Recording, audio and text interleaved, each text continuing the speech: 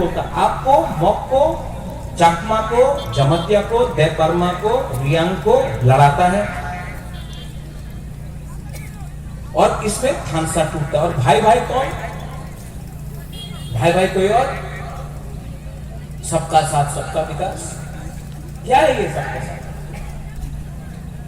यहां में हम आपको बोलने वाला है, पिपरा मोथा, ये इलेक्शन सिर्फ 6-7 महीना दूर है। आप लोग रेडी है कि नहीं? ये लोग तो बोलता है कि जीत बेना, पिपरा मोथा जीत बेना। उनके पास तो बहुत पैसा है। आप लोग रेडी है कि नहीं? सिर्फ संते बाजार से नहीं, वो सामने माताबारी है ना,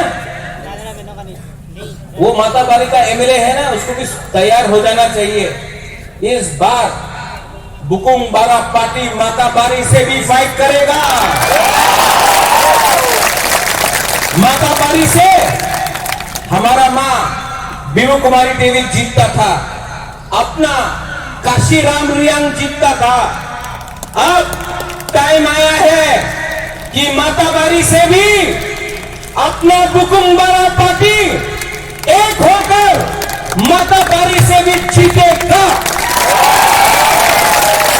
आप लोग तैयार हो जाओ। जो लोग बोलता है चोट हो गए, अलायंस हो गए, क्या है ये चोट?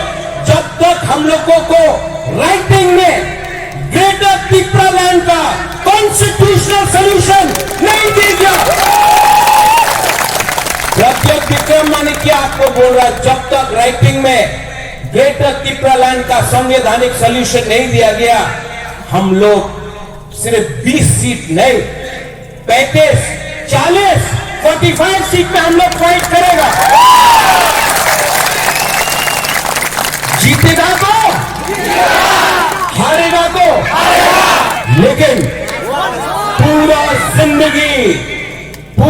जिंदगी किसी का गुलामी करने से ज्यादा अच्छा है कि जिंदगी में अपना हक के लिए, अपना जाति के लिए, अपना तोहफा के लिए वन लास्ट फाइट करो।